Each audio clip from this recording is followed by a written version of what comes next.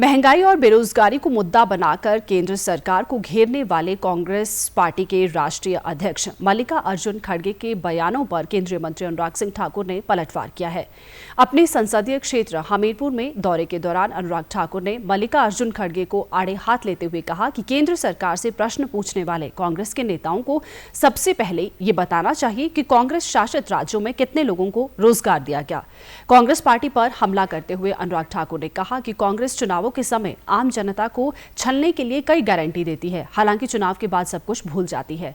प्रदेश की सुक्खू सरकार पर निशाना साधते हुए उन्होंने कहा कि चुनाव के समय लोगों को जो 10 गारंटी कांग्रेस पार्टी ने दी थी उन्हें आज तक सरकार ने पूरा नहीं किया। वहीं केंद्र सरकार के काम का जिक्र करते हुए ठाकुर ने कहा कि सरकार द्वारा युवाओं के उत्थान और रोजगार बढ़ाने के लिए कई लाभकारी योजनाएं चलाई जा रही है, जिससे उन्हें सीधा लाभ मिल रहा है। राहुल गांधी जी ने 5 साल पहले कहा था बेरोजगारी भत्ता देंगे और 5 लाख नौकरियां देने का वायदा भी किया था। कितने लोगों को नौकरी दे पाए? श्वेत पत्र जारी करिए। खड़गे जी के पास इसका जवाब नहीं है। अपनी जान बचाते फिर रहे हैं, जवाब नहीं दे रहे। ना बेरोजगारी भत्ता दिया, ना रोजगार दिया। 19 पेपर लीक स्कैम हुए, 19 पेपर लीक केवल राजस्थान में। छत्तीसगढ़ में तो कोर्ट ने कहा कि कांग्रेस के नेताओं और उनके बच्चों को ही केवल नौकरियां मिली हैं। इसकी दोषी पूरी कांग्रेस पार्टी है। भाई भतीजावाद और भ्रष्टाचार ये कांग्रेस की पहचान बन गई है। हिमाचल प्रदेश में हाल ही में चुनाव हुए, झूठी गारंटियां दी।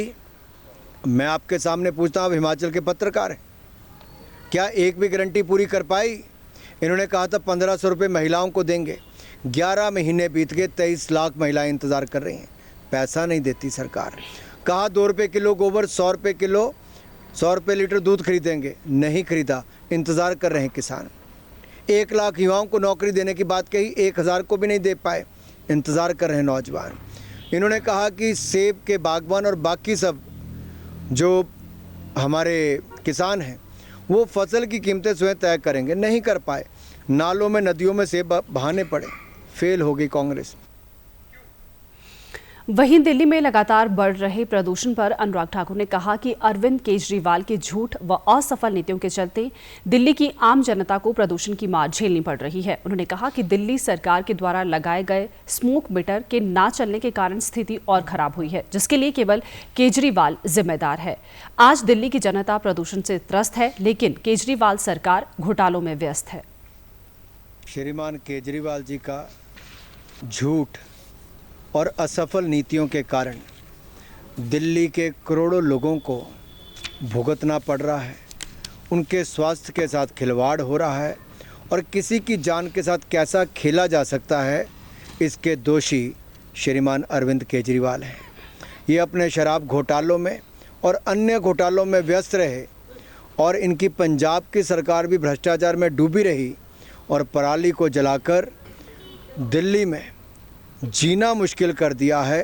पूरी दुनिया भर में थू थू हो रही है और दिल्ली के लोगों को जीना मुश्किल हुआ है, तो इसके लिए दोषी सिर्फ अरविंद केजरीवाल हैं और उनकी सरकार है। दिवाली के मौके पर अयोध्या में बने विश्व रिकॉर्ड के बारे में बात करते हुए अनुराग ठाकुर ने कहा कि 25 लाख से ज्यादा दीपों को प्रज्वलित करके अनूठे विश्व रिकॉर्ड स्थापित करने के लिए राम भक्त और सरकार बधाई की पात्र है।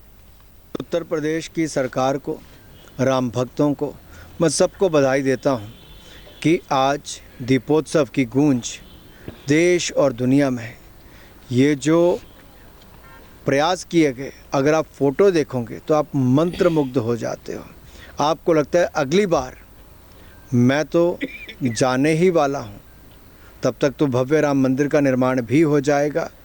लेकिन ये जो 25 लाख से ज़्यादा दीप जलाकर एक साथ इतना सुंदर सरयू नदी पे बनाया गया, तो अपने आप में दिखाता है कि कितना सुंदर सब कुछ हुआ है।